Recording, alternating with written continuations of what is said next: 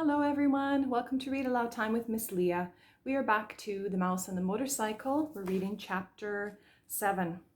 Okay, the end of chapter 6 was, "Old grouch," muttered the maid as she reached into the hall for something that produced a sound that struck terror into Ralph's heart.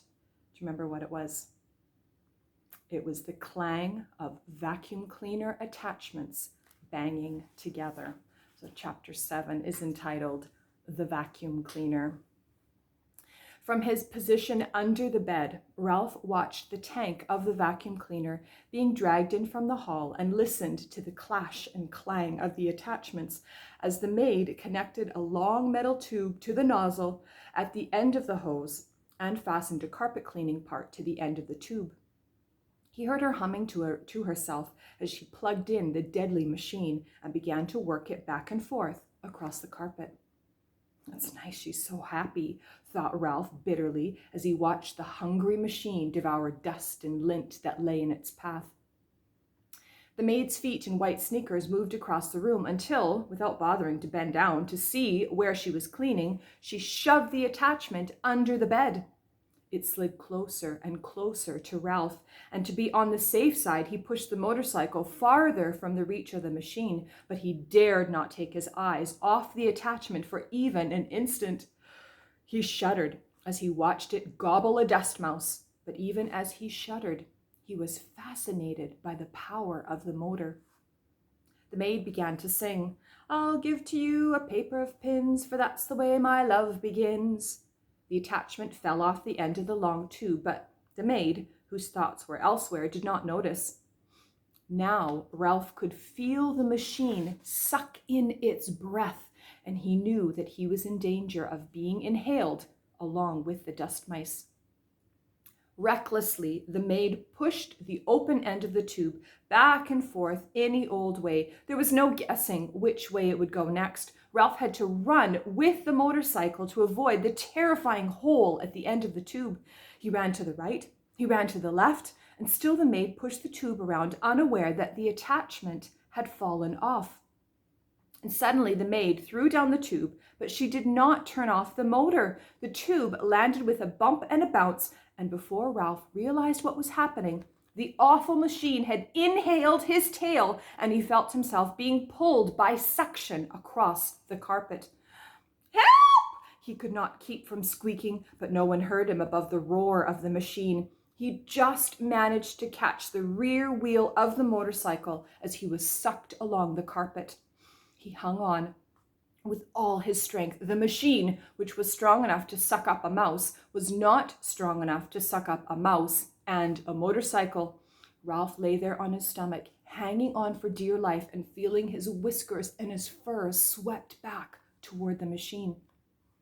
From his position on his stomach, Ralph could see the girl standing in front of the dresser. She was smiling at herself in the mirror and arranging her hair, dreaming, no doubt, of the busboy. Ralph despaired. There was no telling how long she would stand there in that silly way, and with the vacuum cleaner motor making so much noise, the housekeeper was sure to think that she was busy working. Ralph felt his paws begin to slip. He did not know how much longer he could hold out against the machine. He had to think of something and think of it fast. I'll stop right there because there's a good picture to show you. So if you've kind of mentally visualized this, then here's the picture if you want to look at it. So the attachment has come off and there's just the hose sucking Ralph into it. So he's grabbed onto the motorcycle to save himself, but he can feel his grip releasing. He can't hang on any longer.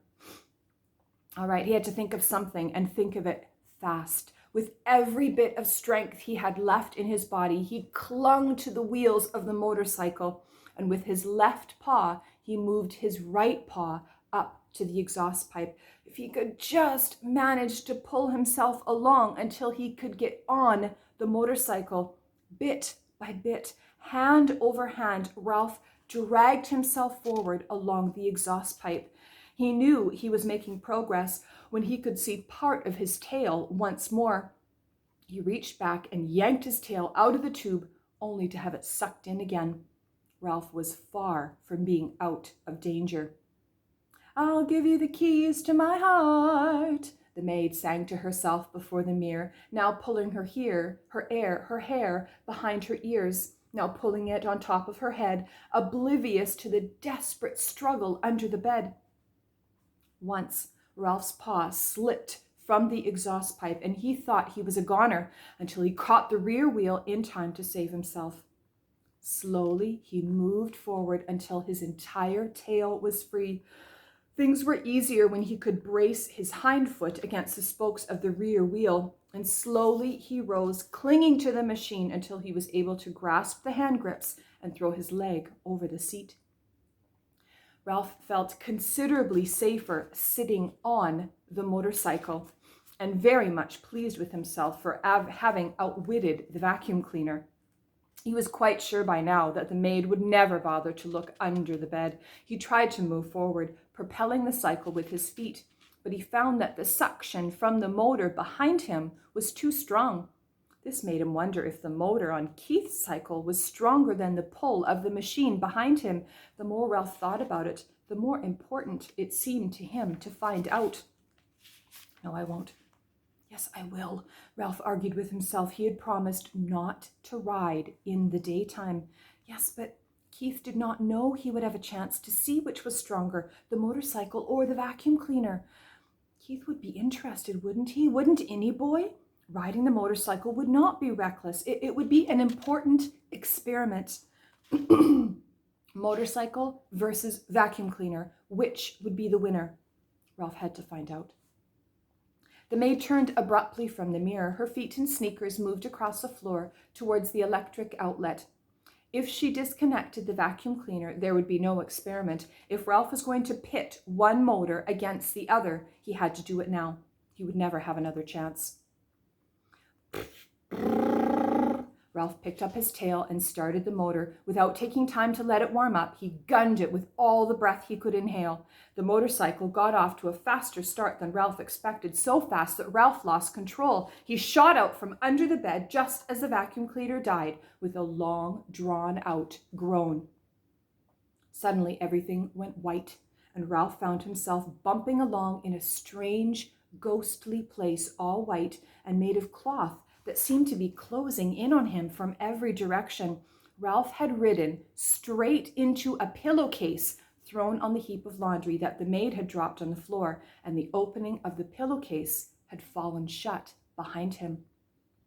Ralph had no idea which way was out. He dismounted from the motorcycle and beat at the cloth with his fists, but everywhere he struck, it was soft and yielding. He stamped his feet, only to have the cloth give softly and silently beneath him. He began to wade through the pillowcase, tugging the motorcycle along behind him, while he wondered why he had thought it was so important to test the motorcycle against the vacuum cleaner. The light filtered through unknown layers of cloth. It was dim, and he sank to his knees in bed linen with every step. When he came to a seam, he knew he had been wading in the wrong direction. "Oh, drat," muttered Ralph. He turned, still dragging the motorcycle, and he tried to retrace his footsteps, only to find that he had no idea which way he had come from. There were no landmarks. The clouds of cloth were white, billowy, and yielding in all directions. "Double drat," he stamped his foot, only to find himself sinking deeper into the linen. From the swishing sounds he could hear outside, Ralph knew that the maid must be unfolding clean sheets over the bed. He plodded on, dragging the motorcycle without direction and with very little hope. "He promised to buy me a bunch of blue ribbons," sang the maid, "to tie up my bonny brown hair." Down the hall, a door opened. Ralph heard a muffled woof, and in a moment the click of a small dog's toenails on the bare floor at the edge of the hall carpet, followed by sniffing that was dangerously close. The little terrier began to bark. "I know you're in there," he yipped. "Stick out your tongue and waggle your fingers at me, will you? You just wait." Paws began to scrape at the sheets and pillowcases as if the dog were trying to dig a hole. Ralph decided it was wiser not to talk back to the dog. He huddled, scarcely breathing, against the motorcycle. "Well, hello, you cute little thing," said the maid, revealing to Ralph that she was even sillier than he had thought, as if there was anything cute about a terrier that could scarcely see through his own hair. The dog went on yapping, a bit self-consciously, Ralph thought, now that knew that he was being admired by the maid. A man's steps came thumping down the hall. "Stop your racket, you pesky mutt," said the owner's voice, and Ralph knew when the barks suddenly came from above him that the dog had been snatched up. "Let me down, and I'll dig him out," yapped the dog as he was carried away. "Just let me down for 1 minute, and I'll show you." Suddenly, Ralph felt himself being tumbled about in the pillowcase. He did not even have time to think about what to do. He automatically grabbed for the motorcycle and held on with all his strength. Even though he had been tipped upside down with his feet in the air, Ralph knew he was being lifted up inside the bundle of bed linen and carried down the hall. He lay still, his front paws locked around the front wheel of the motorcycle, waiting to see what would happen next. The maid walked a short distance to what Ralph judged to be the linen room, and there she dumped her armload of bedding before she went off to clean another room. Ralph was deep in the hamper where no light filtered through at all. These sheets and pillowcases were on their way to the laundry, and since he had no wish to be laundered any more than he had wished to be thrown out with the trash, there was only one thing for him to do: start chewing. Ralph ripped into the pillowcase with his sharp teeth, and in no time he had made a ragged hole, which he crawled through. And when he tried to pull the motorcycle after him, he discovered that the hole was too small. He had to stop and chew it bigger before he could pull the machine along with him. Ralph chewed through another layer of cloth and then another as he worked his way upward, each time enlarging the hole for the motorcycle. His jaws began to ache, and still another layer of cloth lay ahead, this time a damp bath towel, which would make for slow chewing. Ralph was forced to make a decision. Did he want to save his life, or did he want to be carried off to the laundry with the motorcycle? There was only one answer. He wanted to save his life. He must abandon the motorcycle. With aching jaws, Ralph chewed onward and upward, moving faster now that he was making mouse-sized holes instead of motorcycle-sized holes. The bath towel had left an unpleasant, furry taste in his mouth. Gradually, light began to filter through the cloth until finally, when Ralph thought he could not force his jaws to close on one more mouthful of fiber, he emerged into the daylight at the top of the hamper. "Phew," Ralph gasped, rubbing his aching jaws and wading across the sheets to the edge of the hamper. He leaped lightly to the floor and, hugging the baseboard, hurried down the hall to room 215, where he flattened himself and squeezed under the door.